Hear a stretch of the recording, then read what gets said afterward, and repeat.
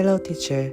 Today our group will take you into the world of Lululemon. The first one is the background of Lululemon. Lululemon was founded by Chip Wilson in Canada in 1998. It started as a small design studio in the day and a yoga studio at night. Later, in 2000, the first store opened in Kisilano. After that, the brand grew from women yoga wear to athletic clothing for everyone and eventually became global. Lululemon's vision is to create products and experiences that support well-being. Its purpose is to help people feel their best, and its mission is guided by strong brand value. In 2020, the brand introduced the Impact Agenda, a long-term plan for social and environmental responsibility. Lululemon makes technical athletic wear focused on performance and comfort. For service, the brand they build community in store, offer digital support online, and host activities like yoga classes to bring people together. Over the past decade, Lululemon has faced two major issues that damage its public reputation and internal culture.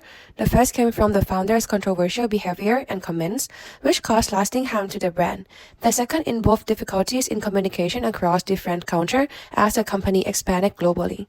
Even after Chip Wilson left, the mindset and communication style he established continued to influence the organization. In short, the company's current situation is rooted in the cultural legacy created during his leadership. The first problem focuses on Chip Wilson and the way he led the company.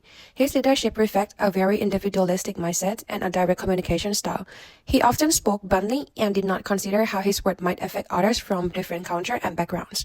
For example, he joked about Japanese consumers struggling with the letter L, and he suggested that some women's bodies did not work for Lululemon pants. According to Edward Hall's cultural theory, this type of low-content communication can be hurtful because it ignores tone, respect, and sensitivity, which are highly valued in many high-context cultures, and including several Asian communities and many women's groups in which the company has the branch. As a result, the public reaction was strong. The company faced boycott, a drop in stock value, and growing criticism, which eventually led Wilson to step down in 2013. However, the problem continued even after he left. His value and communication style had already become part of the company's culture, influencing how employees made decisions and how the brand communicated. This explains why new controversies appear later, such as the Namaste Put incident in 2016 and the bad fried rice incident in 2020. This event showed that the issue was not only about one person, but about a deeper cultural pattern inside the company.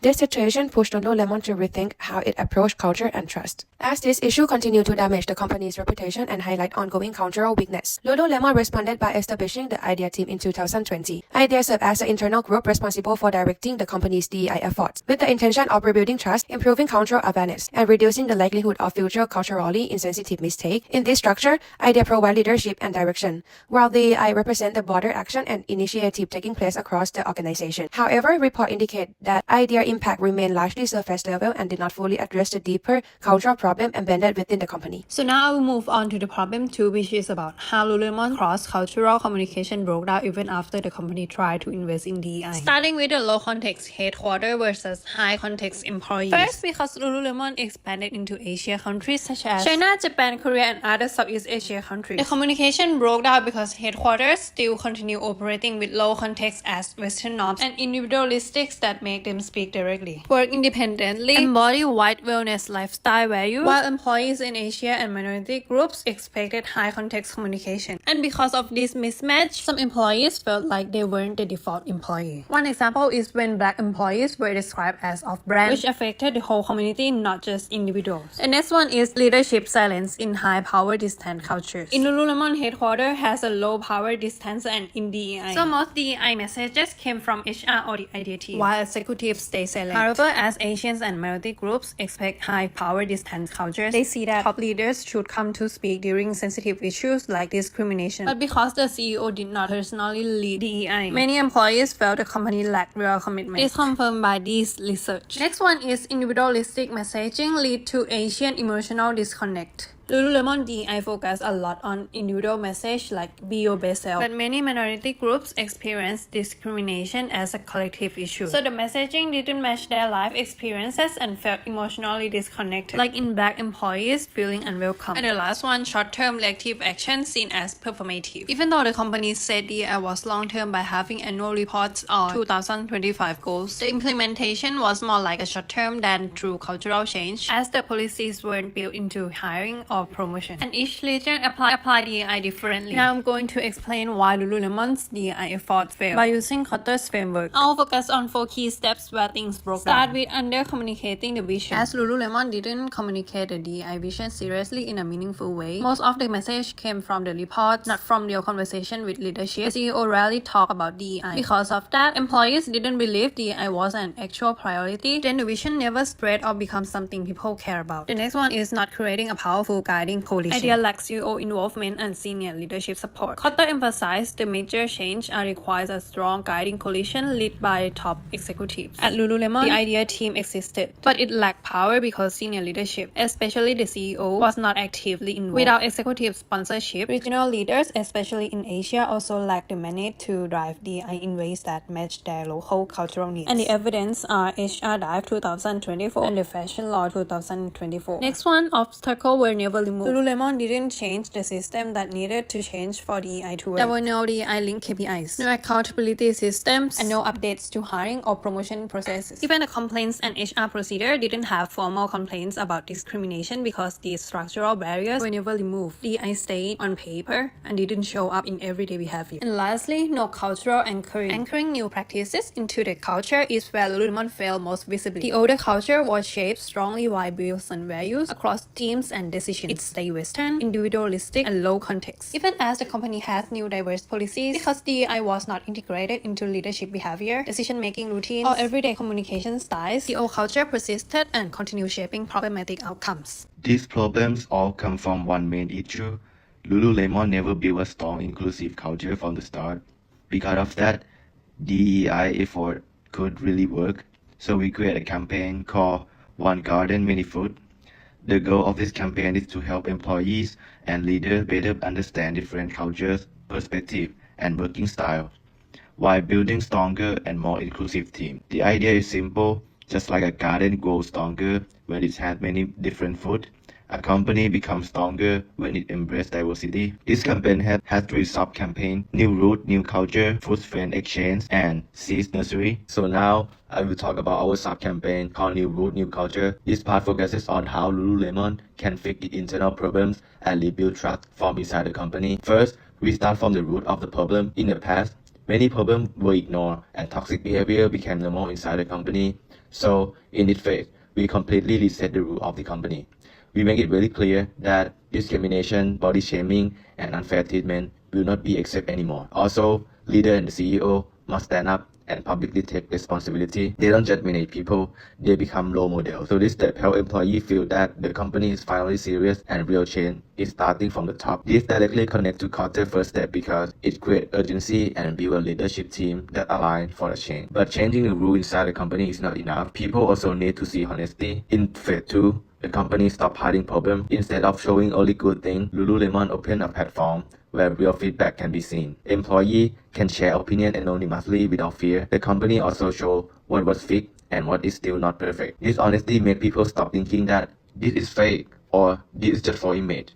Transparency builds trust because people trust brands that are brave enough to show their weakness. This phase links to Kotter's step 4 because focuses on clearly communicating the vision and progress to everyone. But trust doesn't only come from the system, it comes from people.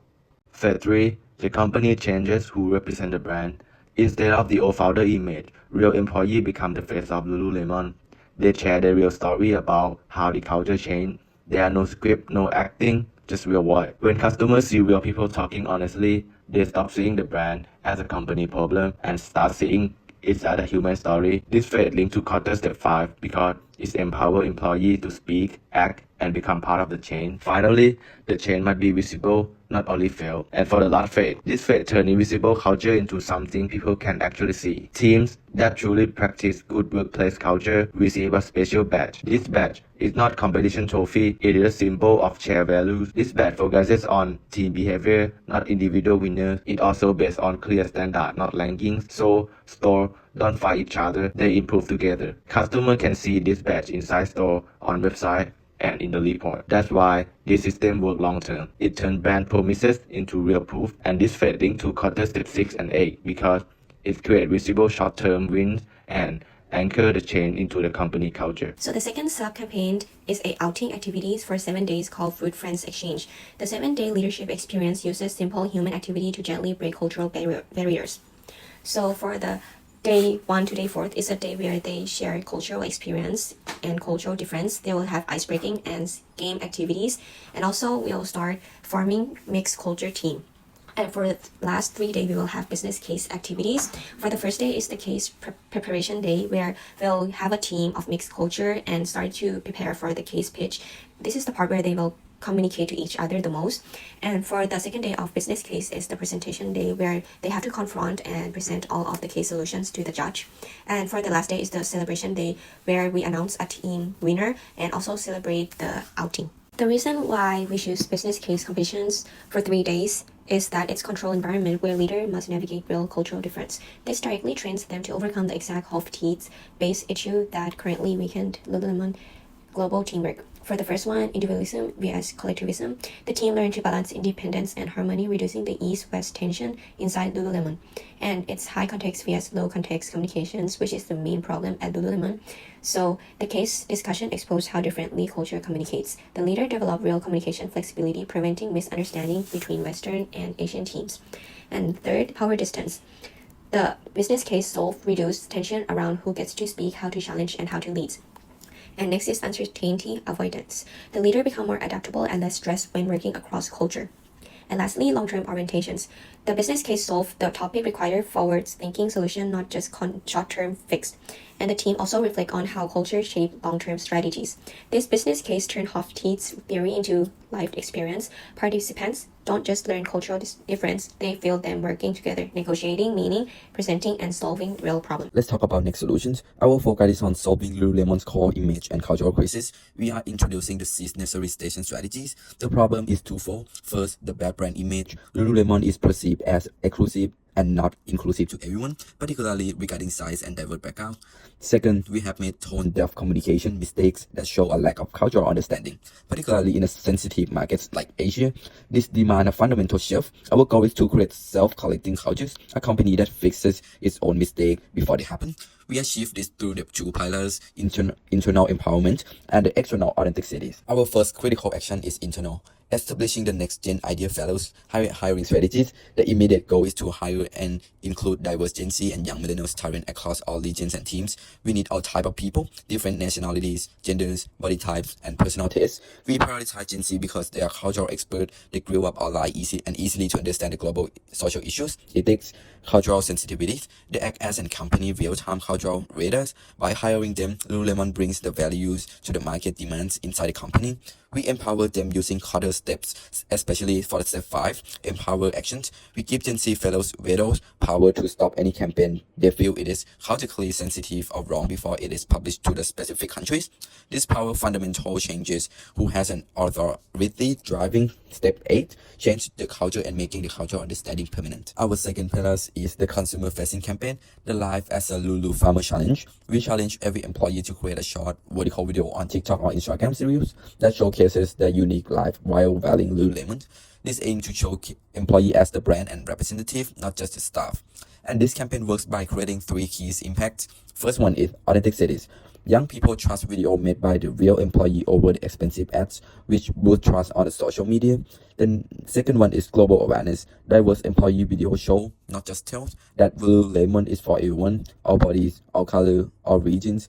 This actively reshape the brand image toward inclusion. And the last one is employee ownerships. It make every employee understand that they are the brand. Their participation reinforces internal cultures and make them responsible for the public image. Our execution plan use the valuable content canvas. The true value we seek is authenticity and belonging, targeting Gen Z's consumers on our primary channels, TikTok and Instagram Reels. Promotion is key to promote the right target.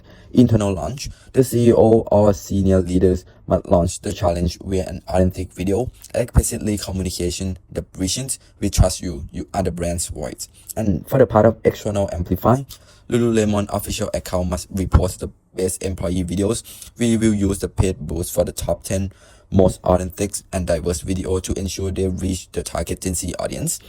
The expected impact is twofold. We build strong, real trust with the next generation of consumers.